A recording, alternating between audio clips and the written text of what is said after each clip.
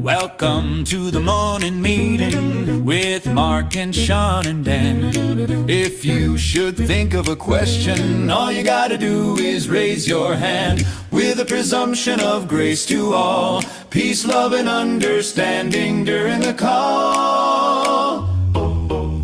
Welcome to the morning meeting. Where the best politics is at.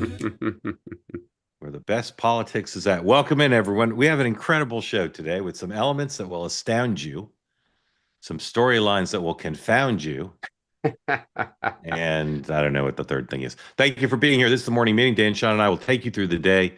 We welcome your participation. If you'd like to be in on the conversation, please raise your hand. As it says on the sleeve of Dan's gorgeous, what is that, a fleece? Yeah, no, it's like a dry fit. Quarter zip. No smack in the chat. I love that. No smack in the chat. If you're watching on X or YouTube, please don't put smack in the chat. Dan, Sean, and Mark Halperin all outfitted today by our friends at Fairway and Green. If you'd like to wear something as nice as this, including with the morning meeting or two-way logo, as well as our catchphrases on your sleeves, go to Fairway. Of course, you got to have sleeves, Mark. Yeah, have sleeves. Go to tway.tv/fairway and Sean, they won't be paying. Those are my favorite too. They won't be paying full price. These are nice stuff.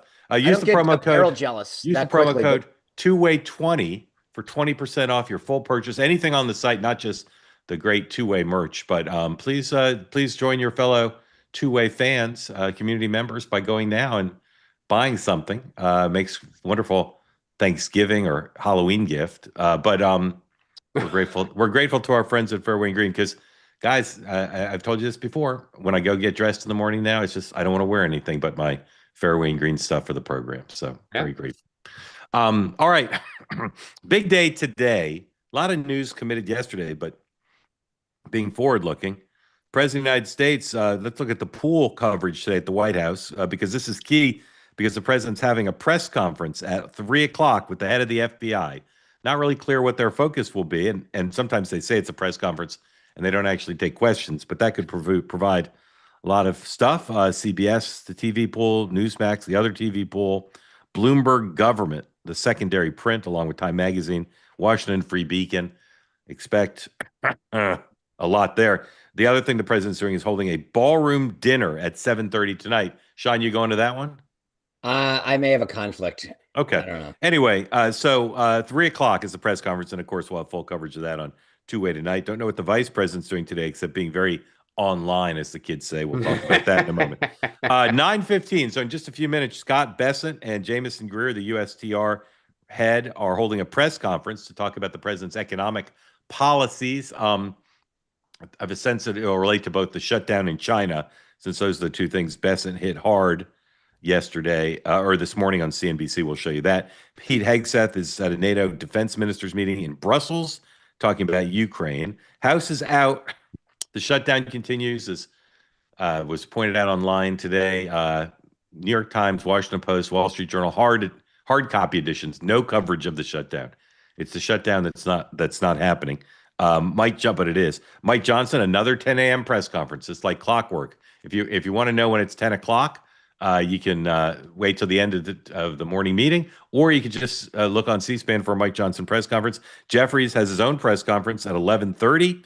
Black Caucus press conference to talk about the Supreme Court. We'll talk about that in a minute. At 1:30, Hakeem Jeffries has another press conference on healthcare at 3 o'clock. Supreme Court's hearing a Louisiana voting rights case today, which we don't know when they'll rule on it, but the expectation is they'll rule on it perhaps in a timely enough fashion that it would affect close to 20 House seats in redistricting, above and beyond all the states you've already heard about in terms of redistricting.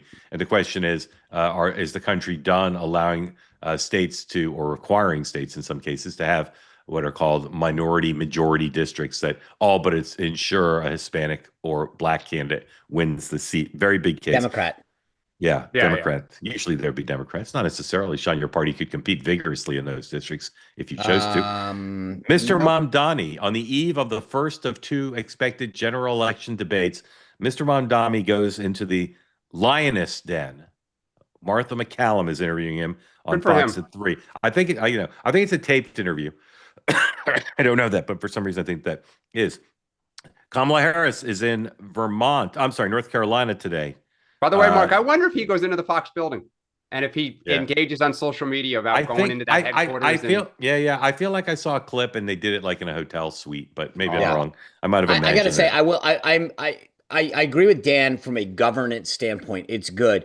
I think this is one of those high risk, low reward. Like he doesn't need Republican voters. Totally agree. I think this is like Trump Yeah. going in to smack Dems. I think No. he's going to go in because his base will not get upset if he gets into a fight the way Harris did with Brett Baer. Yeah, but getting into a fight with Martha Martha McCallum is not like getting into a fight with Jesse. Exactly. Guys, the average person has no idea. It's him against Fox. Dan, tell me, because I agree with Sean. Tell me what the clip is that's good for him. What happens? Martha says, "Do you support legal prostitution?" Or no? And would you know really? what he's going to do? Yeah. Yeah. You asked me the other day. Yeah. Is it good for Democrats to be indignant and fight the media? And I said no, and you said yes in the base. Yeah.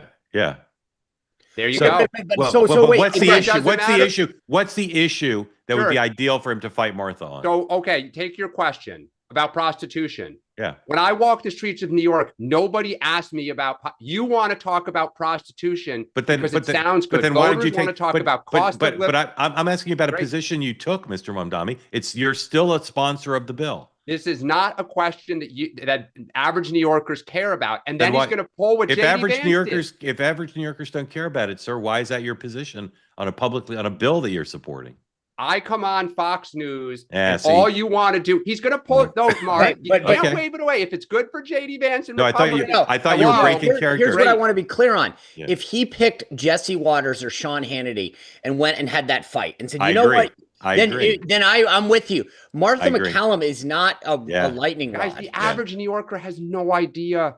They have no. I know, but going after Martha is not an aggressive, and I don't mean that like she's a journalist. But Dan, I think what Sean and I are saying is we can see that the downside could be, and while you're positing an upside, it just doesn't seem close. Like at this point, he's got a huge lead. Here's my view. He's got a huge lead. He's got to get through the debates. Why take a risk? Right. Because I think it's a sign of look, again, I'm not a Mamdani voter. Yeah. One of the things I'm impressed about is he is kind of willing to go anyway. Again, this is the Trump thing. Yeah. Like, why does he go on Meet the Press? Yeah. Why does he do it? I hear you. Kamala Harris, 7:00, Durham, North Carolina, Performing Arts Center for her book tour. Where's the book on Amazon now? And where was it in the New York Times the second week? Somebody check. I keep meaning to check. I've been checking Leland Vittert. I have not checked. Yeah, Leland Vittert was number 4 with a bullet. Bernie Sanders and AOC on CNN today with a Caitlin Collins town hall, 9 p.m.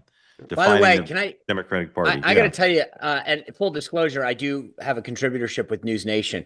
But after they announced that they were doing this town hall tonight, it's a Cuomo, Stephen A. Smith, Bill O'Reilly town hall.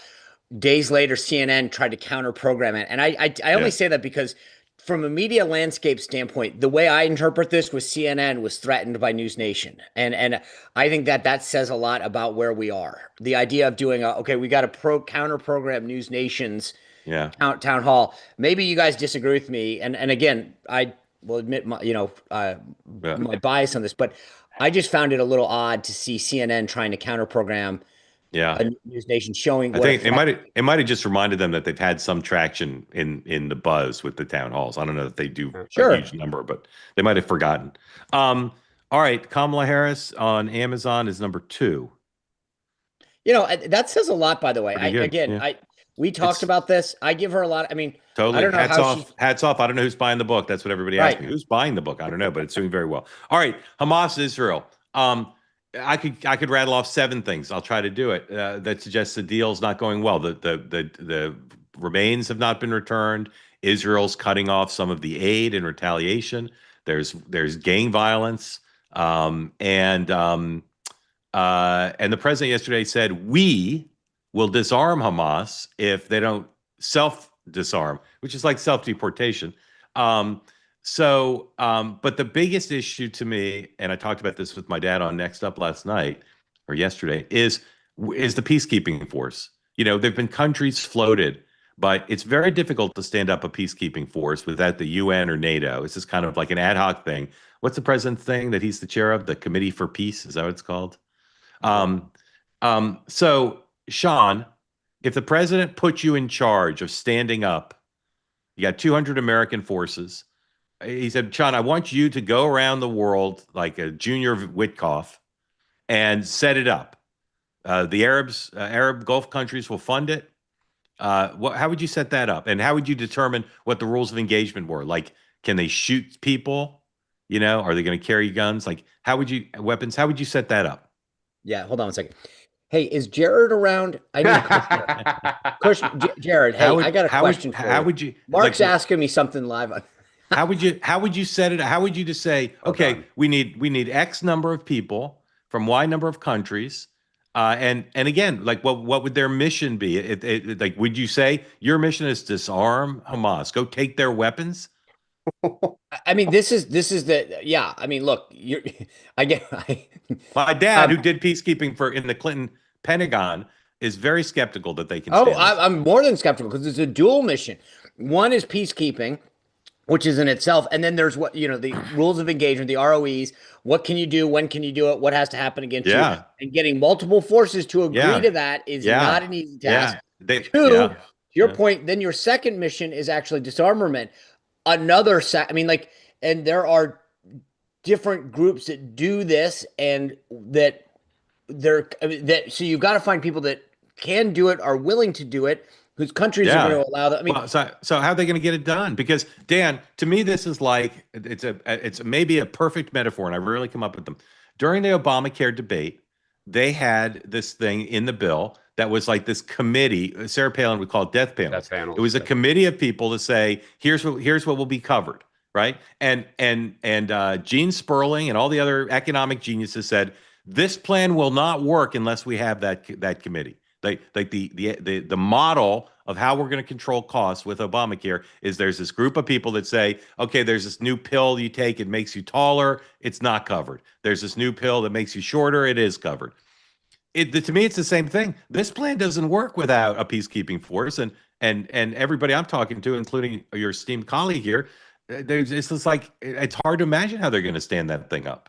This has been the thing that we've talked about since this summer, which is who's going to do it and who's going to pay for it. And I've repeatedly said the one country that has the two countries with the sophistication and the capability are the Israelis and the Americans, and neither of them, one isn't a good look. You can't have Israel doing it, and obviously we as a country would not probably support such a thing, and the risks would be astronomical.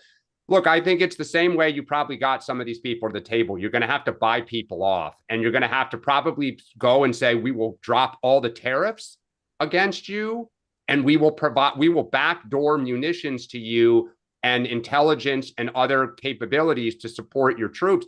But even then, you look at the photos of Gaza, it's leveled. I mean, it's like World War II, when we went in with the Russians and Berlin was just flattened. To go and get all these weapons out, there's tunnels everywhere, and you still have the fact that a significant part of Hamas does not want this to end. Yeah. So I think the question is patience and perseverance. Well said, but I will also say in the countervail, and then we're going to move on to talk about China. Playbook this morning described the president's peace plan as hanging by a thread. Like, the press is now already saying we're raising questions that are very important, but they got the first part done, so we shouldn't be writing them off. They could do this. Oh my God, yeah. It's not impossible, but there are big challenges. All right, China. Well, by the way, to put a full pin in your thing, I think they need to find somebody like an Admiral McCraven or somebody that comes in and says, "Hey, totally. I will be the like." But I think you've also got to balance this because Iraq, we went in and we're like, hey, we'll be. Yeah, that's why I said mission accomplished. No nation building authority, right? You don't want no nation building. But I totally agree with you. I had this thought yesterday. Like, they need Schwarzkopf. They need somebody who flies to all these capitals and say, here's a check from the Saudis, Mr. Indonesia General. I need 400 people. And then they got 40 from Indonesia, and then 400, and then they got it, and then they got to write all the rules of engagement. It's complicated. Well, and don't underestimate too. And I've said this before, just like with Iraq, Iran and others, I am sure, are figuring out how to go in and destabilize this. You have a region that does not want this. All right, we're 2 weeks away from the start of the APEC meeting in South Carolina, where President Trump and President South Korea. Thank you, South Korea. What I say? South Carolina. South Korea. That'd be cool if it were there. China betting. This is Wall Street Journal. China betting it can win a trade war is playing hardball with Trump. my view, based on the reporting, is that they're just trying to get to this meeting. Sean has raised this for weeks. Just trying to get to the meeting, a mini deal at the meeting, and lay the groundwork for a subsequent meeting at a time TBD. But between now and then, they got to finesse all the complexities. Here's Scott Besson on CNBC this morning talking about China 111. I think that things can de-escalate, that we don't want to have to escalate. We have things that are more powerful than the rare earth export controls that the Chinese want to put on. And sir, to be clear, this is China versus the world. It's not a U.S.-China problem. Good news is that this is IMF week. A lot of my counterpart, or all my counterparts, are here. We're going to be speaking with our European allies, with Australia, with Canada, with India, and the Asian democracies. And we're going to have a fulsome group response to this, because bureaucrats in China cannot manage the supply chain or the manufacturing process for the rest of the world. As we said, Secretary of War Hegseth is meeting with allies. Dan, the reason the president got the deal in the Middle East done is because he is a brilliant coalition builder. Despite his critics who say he's dividing the world and alienating our allies, he built a huge coalition with Turkey and Britain. I mean, everybody. And now, as Secretary Besson said, they're trying to do that with China, and they're also trying to do it with Russia. To not just say here's the U.S. giving tomahawks. It's basically everybody is giving tomahawks. So, Dan, is Donald Trump, contrary to the left's view of him, actually a master coalition builder? We don't know yet, because I think the Middle East was the perfect set of conditions for him, because I said this yesterday. A lot of those governments in the region are very transactional. And so he was able to, do business with them to provide them AI centers and things of that nature. The challenge, as we've talked about, is, at least as of today, the Indians, the other Asian countries don't speak about a friendly relationship with us and in a positive nature of cooperation. They're livid about the tariffs. A lot of the supply chain is moving out of China, and they want to move it into Vietnam and other places. So we've always said this. If your goal is to surround China, then it's like, what can I do for you? And I think perhaps Besson and Trump have a plan for that. But so far, you don't hear a lot of comments that are very positive. Sean. Well, I will say, I think bringing all of Europe together and showing success on this peace plan has really sort of probably helped the overall idea of like, hey, we actually can get stuff done using the tactics of President Trump, which is what they've largely sort of ignored. Kind of saying, okay, well, let's do it economically now. By the way, I think that's the first time anyone's ever said it's a good thing it's IMF week ever. So I don't know that anyone's ever referred to IMF week as a good thing. And anyone who's been downtown DC when the World Bank or IMF meet know that that's not a good thing. That's as exciting as Scott Besson gets, is what you're right. Exactly. Yay. But I do think that look, the bigger and broader point is, I think that they understand that we've got to get a deal with China. And that I think one of the things that I hope keeps coming out is that we better understand that, like, long-term wise, being tethered to them and dependent on them, rare earth stuff is the tip of the spear on, like, our independence. Like, if we can't do that, it's AI, it's chips, it's cars, it's computers, it's phones, boom, boom, boom, boom, boom. All right, we got to pick up the pace because we got a bunch of stuff to get to. Again, if you want to be on the conversation, please raise your hand.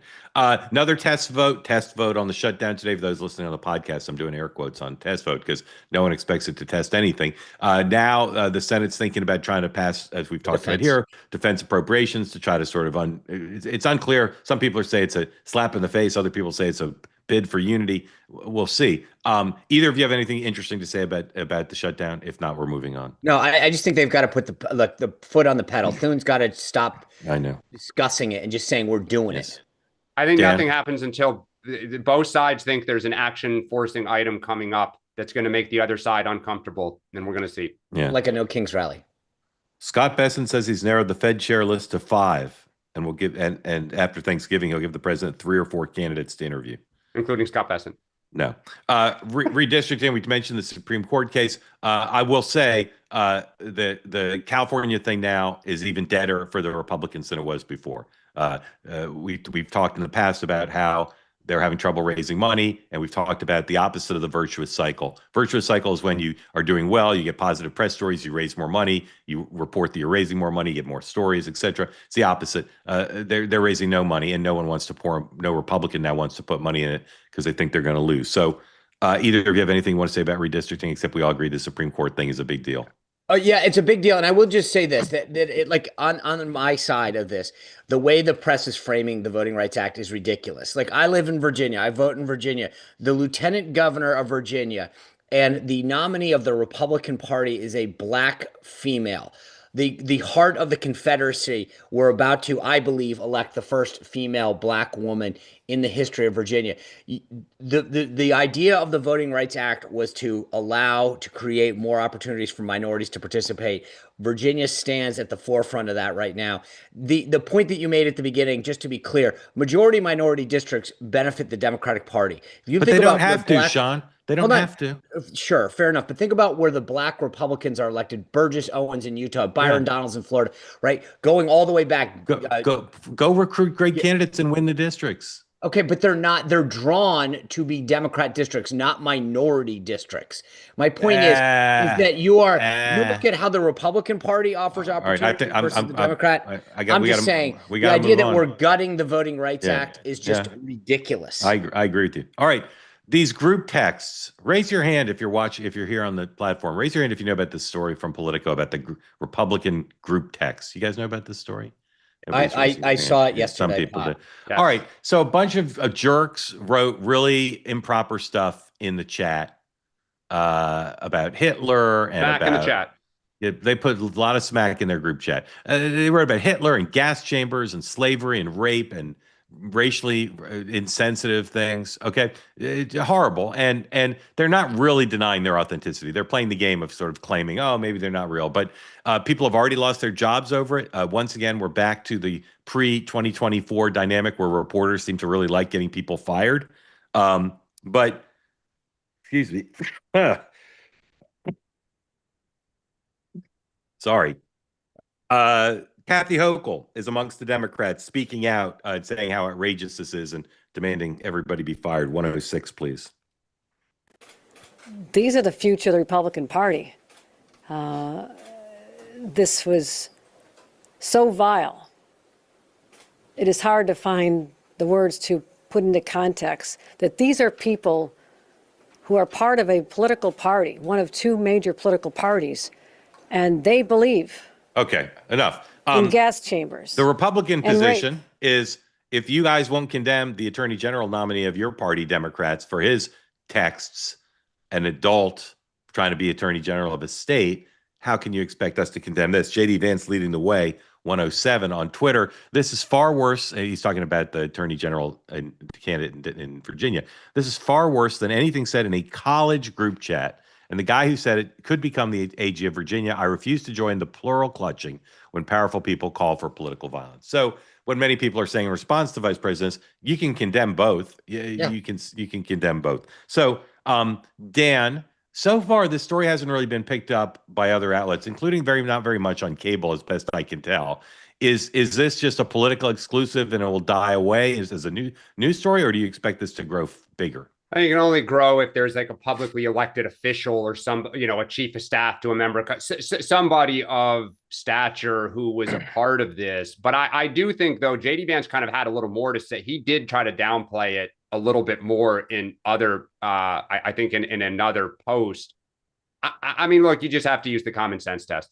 It's just shocking, crazy, and absurd. And just like Jay Jones, and this is crazy. And these are younger people, although they're not all college students. Some of them are, out of college and in jobs, and they're active in the College Republicans, which is a group young Republicans. Young Republicans. Sorry, not college Republicans. Young Republicans. And Sean, I'm sure you'll condemn their texts, but will this grow as a story? I mean, I feel, first of all, yes, I could. It's like the idea of putting stuff in a text. It's this stupid. I don't know if it's more stupid or more offensive. Like to me, the idea of when you write something, like either you really believe that and then you really are like, that's a problem, right? That if you actually believe what you're saying in those texts, then yes, it's unbelievably offensive. You should be canceled if you actually believe that crap. If you're trying to be funny, then it's really stupid. The idea that you would make these kind of comparisons on any of these subjects is offensive. So I think it's stupid. It's offensive. It's the culmination of both of those things.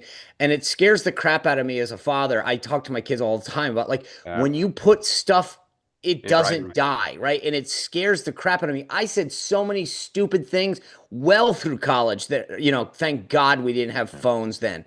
But you kids can't do this now. So I feel like this is what worries me about the next generation. That being said, to your point, in context, the idea that Politico went out, I didn't even know that this app exists. Telegraph, or is it Telegram? Telegram? Sean, don't go down this path. It's exposing ignorance. My point is very popular. Very is popular. it? Very popular. Okay, well, again, I'm 54-year-old dude. I don't really, Yeah, I barely can turn my computer on. Understood. But the point is that like the idea of saying that Kathy Hochul's getting out there commenting on this, and you have the attorney general nominee of the Democratic Party, hold on, who is literally saying, "I want to kill the Speaker of the House," and then watch his wife hold all their all I've asked is the story going to grow?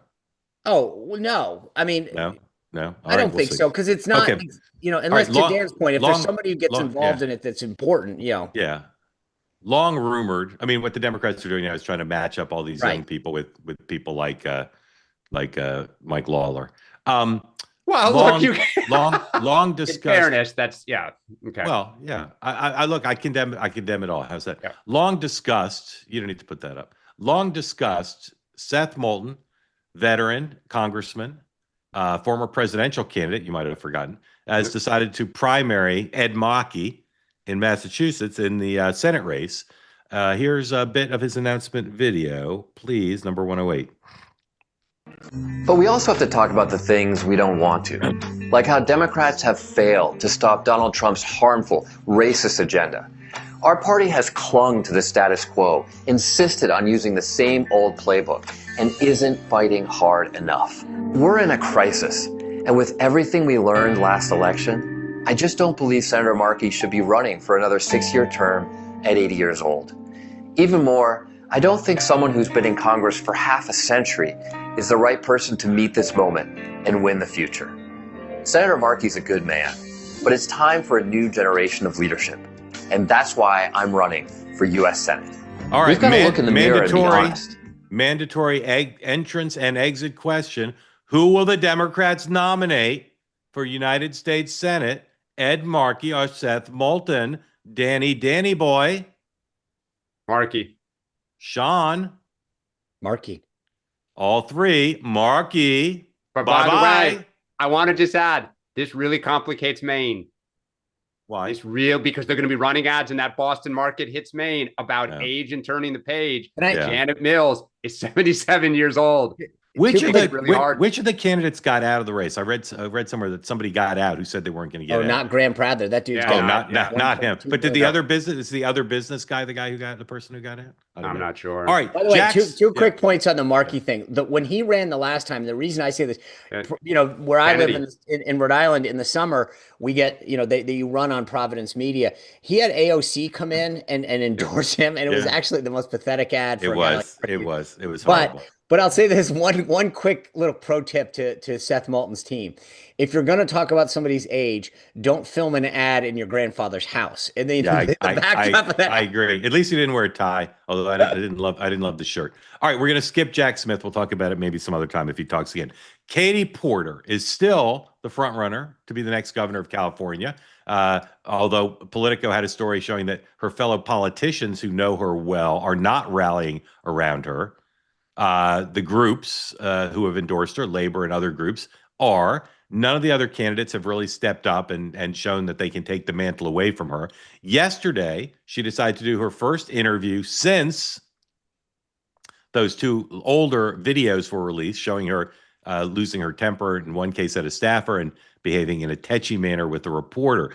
In this case, doing an on-camera interview with another local California TV reporter, she was under a lot of pressure to show good temperament.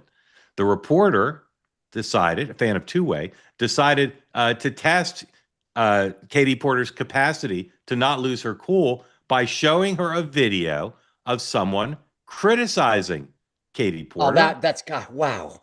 All I want you to do while you watch this video is do the stream of consciousness in your own mind of what Katie Porter was thinking while she listened to this video. Please roll the instant classic 110.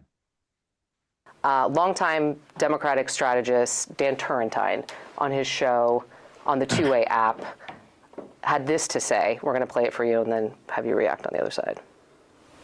Who Katie Porter is. I spent a lot of time around that office. For those who don't know, she went to Harvard Law School. Elizabeth Warren was one of her professors. She considers herself kind of an acolyte of Elizabeth Warren.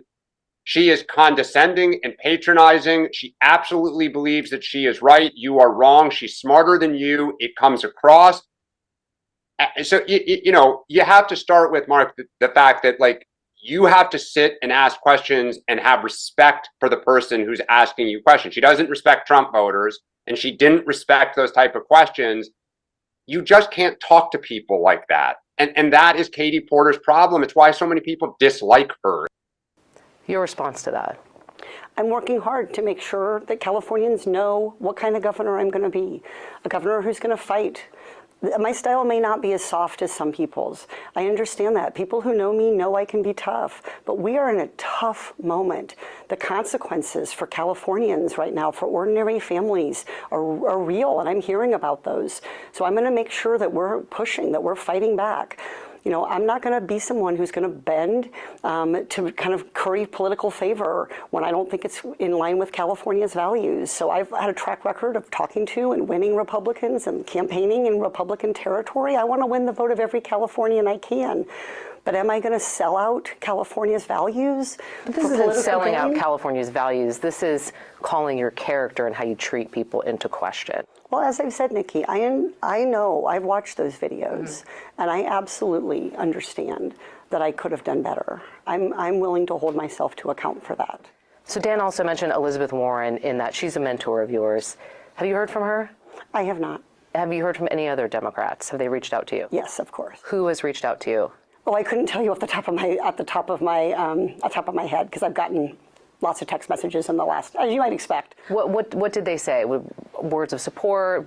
Can you give me anything specific? Yeah, well, I mean, as you've seen publicly, many of the groups that support me, groups like the Teamsters, have said that they're proud to stand with me because they know I'm going to fight for California, that they know I'm going to be tough, that they think what's needed is a level of strength of character in this moment. So I think there's been a lot of those comments. I think everybody understands, and I've certainly acknowledged to everyone who's reached out to me, as I am now, that I could have done better. But I'm in this race to make sure that we have a governor who's not going to sit back, who's not going to sit quietly, because we are in a moment where we have to tackle our affordability crisis and we have to withstand the harms that Trump is throwing at California. All right. Great job by Nikki Lorenzo of Inside California Politics. Fabulous. I have a lot of thoughts about that, but Dan, you first. Thoughts? Well, when this was first raised to my attention, I was a little embarrassed about how I described her, to her face here. But I will say this, I stand by what I said. I very much believe what I said to be true. And I will say that I, too, heard from a lot of people in D.C. who said, you're absolutely right. But it was a little embarrassing. First time I've learned anything I say on here, make sure you're willing to say it to someone's face. So, yeah, well, you basically did. Sean, first, just your meta thought about. I'm a big fan in interviews of showing the interview subject videos. I think it's brilliant. So good job by her. But just your thoughts about the whole meta aspect of it. I mean, first of all, I felt like it was one of those. Remember the guy was Jeff Rossen or something? He's like to catch a predator and walk in and be like, "Here's a." Like I felt like it was like the way they did it was beautiful. One, two, to your point, I didn't know Nikki Lorenzo before. I thought her style was fantastic. Very good at bringing out the elements of that. So I give her a lot of credit as a reporter. Three, I will say our own production team, the way that we just showed that was fantastic. Kudos to the team internally, because watching we got to see it from how she saw it. So Yeah. really good job for our own team, because I loved. Just to be clear, when they showed it originally, they didn't put Dan's video on there. You just heard the audio. So Oh, really? But for us well, to they see moved her, the screen to show her. Yeah, yeah. right. But for us to see how she reacted, that Yeah. I thought that was really cool. Look, I will say it was funny because if you watch The Shadow, and I know people on the podcast might know the healers, but there's someone moving through the background. I almost waited for someone Katie Porter to say, "Get out of my shot." Yeah. Oh, that's not a shot. Paul, play it one more time. Oh, and the last thing, Mark, yeah, I will say this. You brought this up the other day. This is exactly the point that you made, which is you can show everybody knows the answer, which is like why, we talked about why Joe Biden didn't go out and do it. She can't. And that was the answer that yesterday we realized this is not. Yeah. So I give her credit because that's not how she wanted to react or how she would have reacted had they not told her. In your first interview, you can't do anything, unseemly. I'll just play it back to when she's watching Dan. Forward to that. Tell me if I'm right. I feel like she starts to I feel like she starts to blink herself. See if I'm right. If she starts, that's how she's channeling her uncomfortableness. See if I'm right. Good. Time around that office. For those who don't know, she went to Harvard Law School. Elizabeth Warren was one of her professors. She considers herself kind of an acolyte of Elizabeth Warren. She is condescending and patronizing. She absolutely believes that she is right. You are wrong. She's smarter than you. It comes across. Am I right? She's blinking So, more, right? You have to start with, Mark, the fact that you have to sit. I just would love to know her stream of consciousness. I'd love to know what the staff was thinking. Oh, no. I want to see her texts from like an hour afterwards. Turrentine, I want him. Yeah. Let's dip into Scott Bessent just to see what he's saying, and then we'll go to your questions. I don't think I'm going to get a holiday card from her. Yeah, you never know. You might have saved her. So with that, I want to say thank you. Good morning to all of you.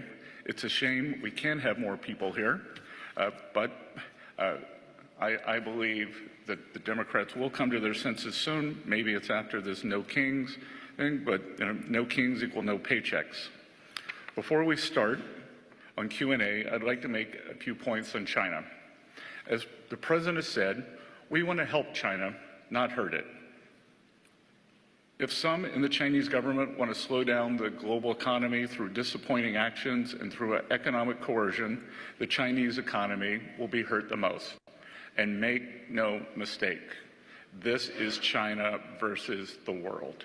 They have put these unacceptable export controls on the entire world. China is a command and control economy, and we and our allies will neither be commanded nor controlled. They are a state economy, and we are not going to let a group of bureaucrats in Beijing try to manage the global supply chains.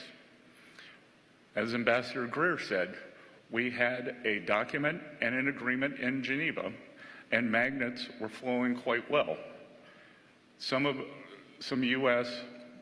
auto companies have called us in the past week and said that there had been a slowdown in magnets. So when we asked the Chinese, all right, we'll keep monitoring this. Said, we'll keep monitoring. It probably had something to do with the holiday. Let's go to your question. By the way, that sounds like other countries describing our tariffs. Just it's true. The irony of that. As you come in, tell us unmute. Tell us where you are. What's on your mind? We'll start with Kay. Kay, welcome. How's the Caribbean today, Kay? Well, it's beautiful today. Absolutely beautiful today. The water's like a swimming pool. The leaves aren't turning.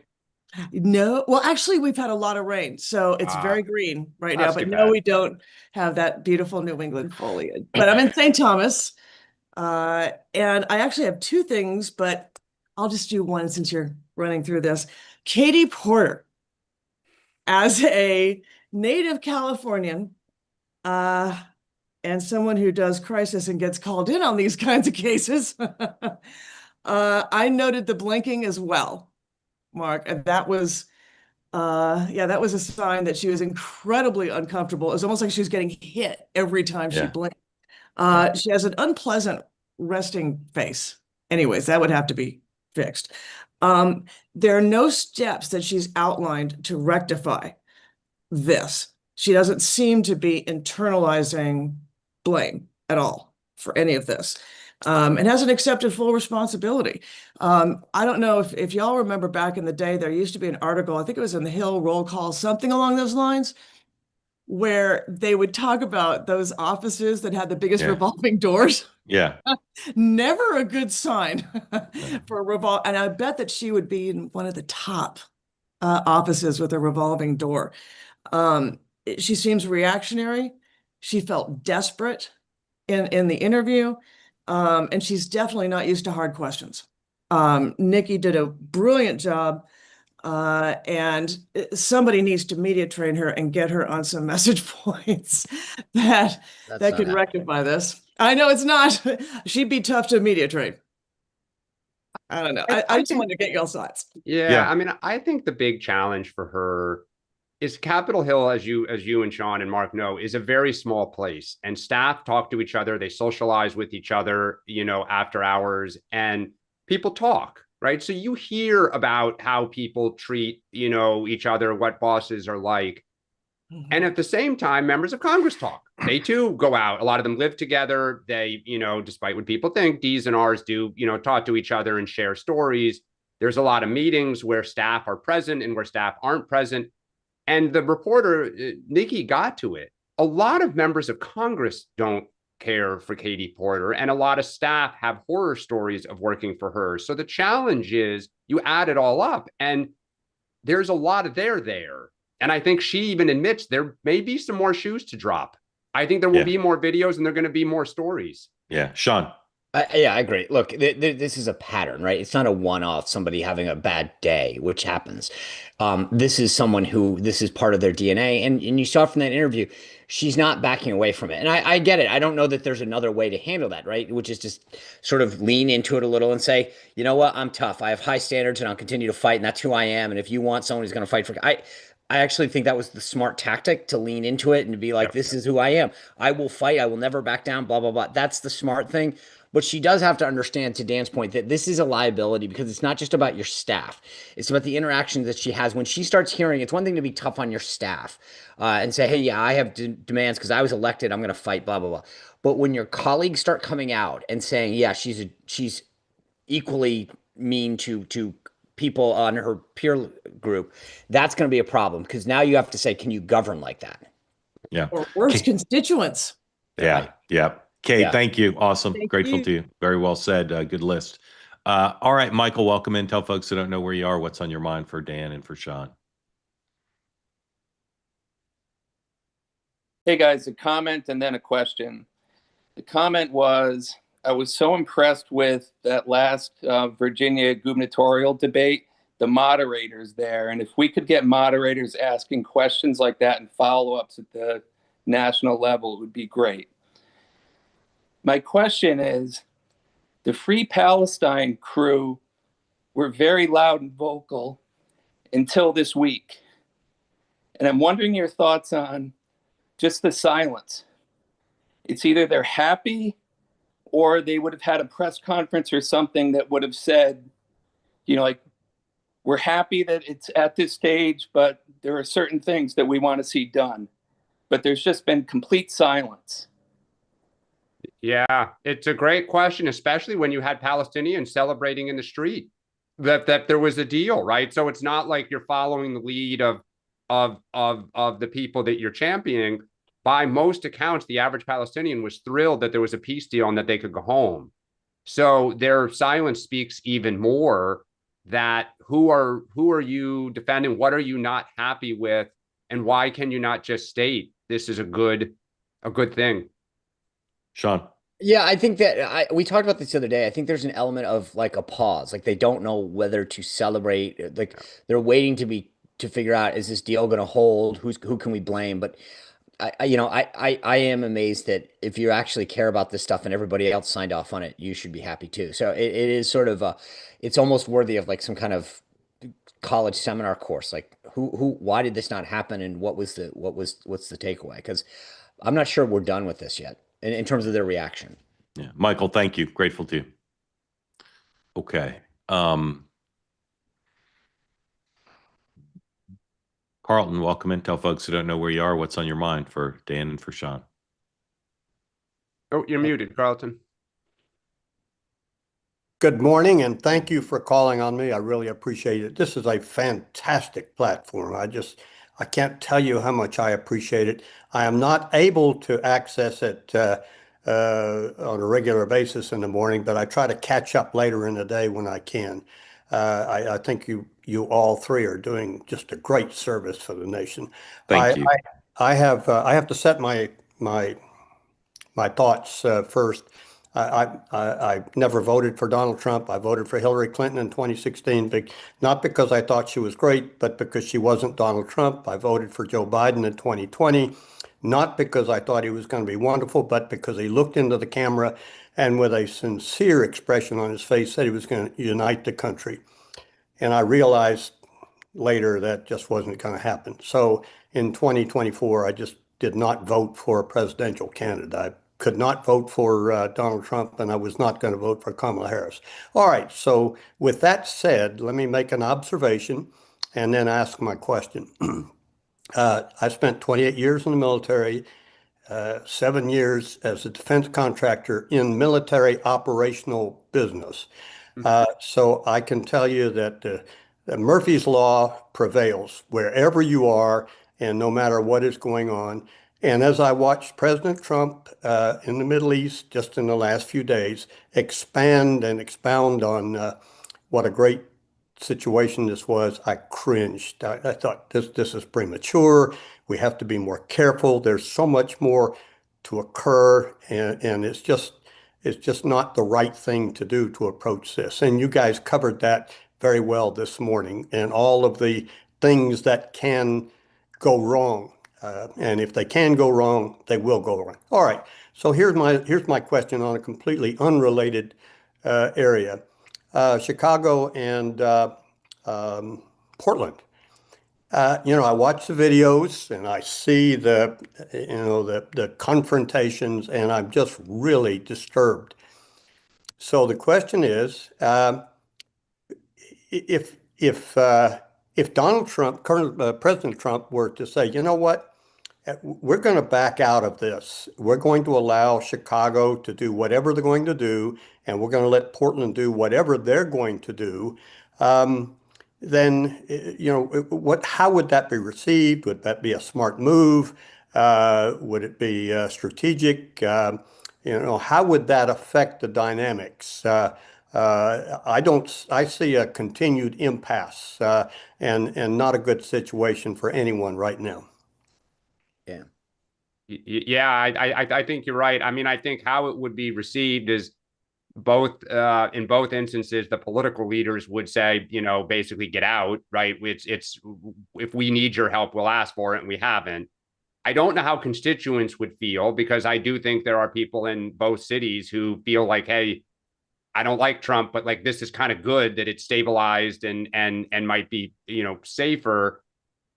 I think the long term, if you cannot solve the crime problem and the homeless problem and the open drug use, you will get voted out of office. And I think that's the issue that lurks underneath all of this. Is you can blame Donald Trump for showing up, but at some point you have to deal with the issue or the issues, and they're real.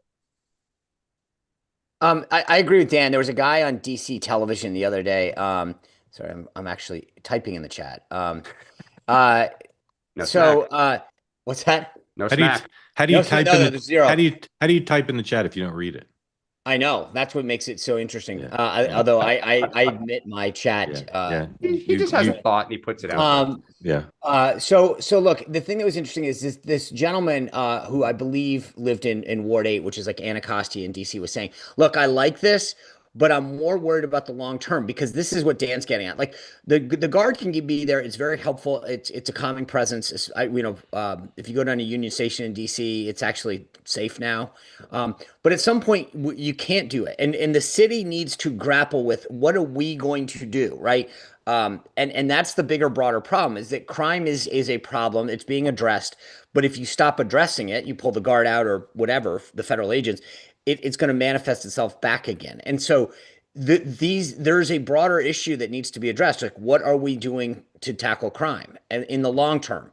And that's where the Democrats, I think, after defunding the police and going after decriminalizing all these things, the message sort of was like, hey, we went too far, but they still need to keep going, which is how do we get back into keeping these cities safe? Trump is giving them a lifeline to some extent by saying, hey, I'll help you, and they're resisting it. But even the ones that are, like, there's still a broader, longer term question about how do we do this? Well, and I appreciate that. And what I didn't say before was I am as frustrated with Pritzker and Johnson as I am with President Trump.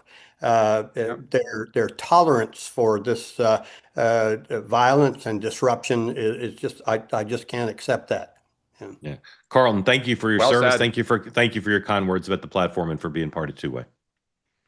Thank you. Something I hadn't thought about, Carlton, that he just said, how many people are frustrated with both.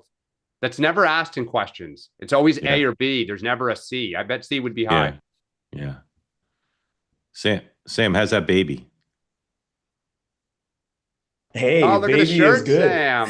I like it. Hey, and well done. Rocking my sleek Fairway and Green polo. Sam, have you owned Fairway and Green products before this?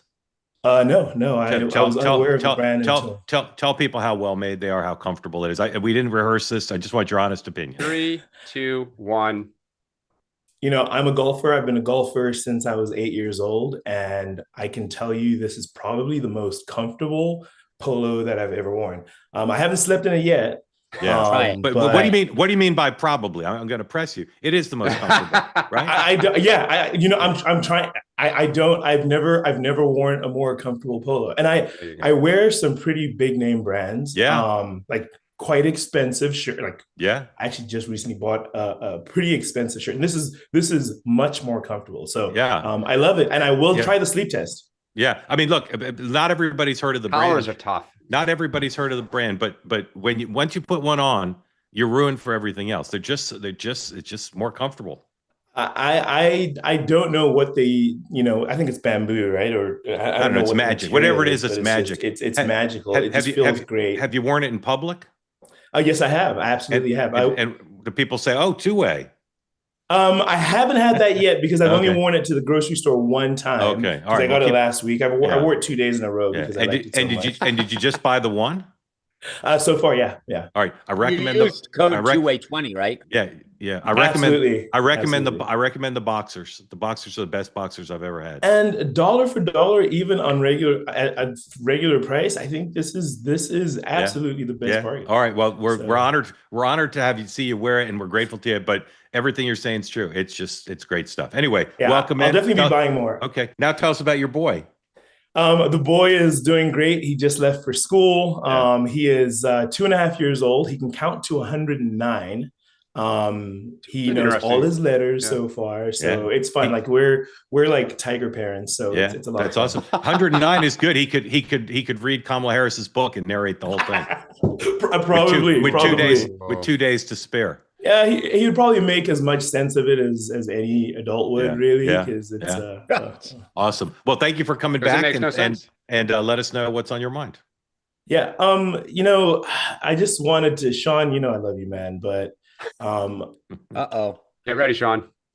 The whole Politico text thing, there as a person who's somewhat conservative, I've voted for both parties, but when I talk to friends of mine that demean me as a Black person for voting right, they say, these people don't care about you. They don't like you. And I judge everyone on individual on individual interactions. That's the way I was raised. And to not see a more vociferous and aggressive call out for this kind of language is super disappointing. We know that this exists in the darkest quarters of our society, generally speaking. But we should take the soil on which this kind of conversation can happen and salt it. Someone, J.D. Vance, who I really, really like and really hope is the next president of the United States, really, just to see the type of response he gave, like, why not just be aggressive and say, this shit should not fly. This shit should not fly in our Republican Party. Lead. You are presumably the next leader of the Republican Party. It's not okay. Just say it. Just say it. Don't.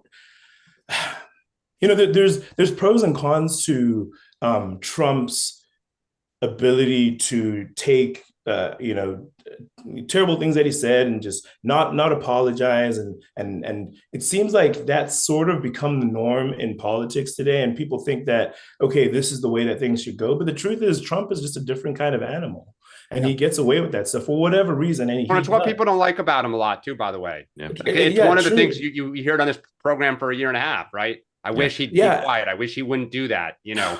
Sam, and my message to Republicans going forward is, this is something that Trump has been able to get away with, but it's not okay. We should not make this a normal part of society. You say something completely vile, or we hear about people saying things that are completely vile, and we try and just march through. Like, no. Okay, so Sam, can we just let me go down a rabbit hole with you for a second. So first of all, I hope that you heard, or that I shouldn't even say that. I hope I was very clear in my condemnation of those comments, right? It's never acceptable to refer to people like that. And even there's no jokes it's funny. There's no, I was trying to be like, it's unacceptable, right? The use of some of those words is vile, disgusting, unacceptable, full stop, never, right? That's my view on it. And those people, those young Americans should know better. The idea that it's ever acceptable to try to be funny, or frankly, as I said earlier, I don't know if they're trying to be funny or if they're just stupid, but it's one of the two. And regardless, it's unacceptable. You should never joke about and if you weren't being funny, then you are really stupid. And the idea that that's what you think is wrong and unacceptable in my party and in my country. Okay, full stop, never. Okay.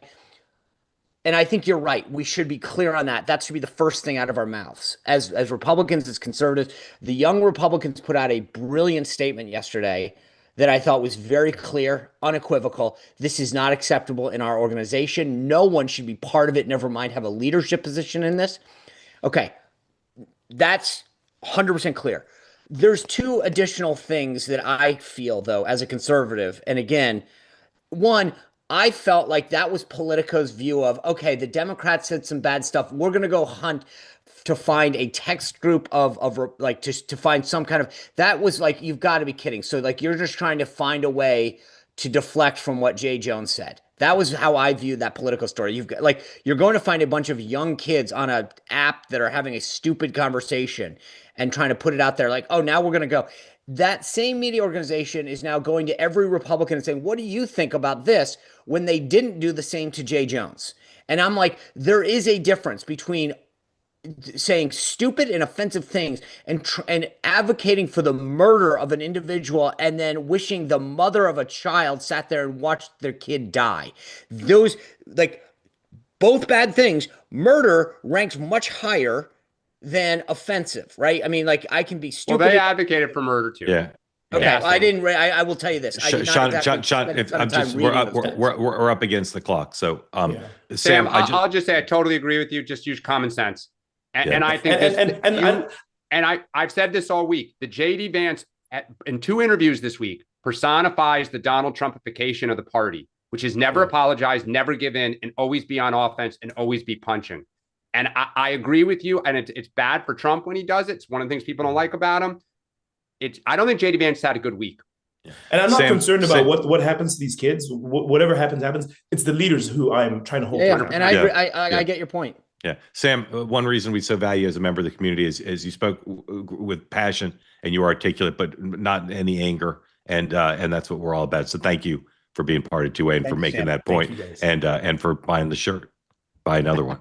Have a great day, Sean. What do you have tonight? We're real quick here. Glenn Beck and Senator Eric Schmidt of Missouri. So big show tonight. Got to see Glenn yesterday at the White House. So it's Meghan McCain on YouTube at noon today with her Cheryl Hines interview. 6 p.m. tonight, I'll be here with former Biden, Harris, Obama advisor Ashley Etienne and Republican Matt Whitlock. And don't forget next up, and I'll be on Smirconish Now. Have a great day, everybody. Bye.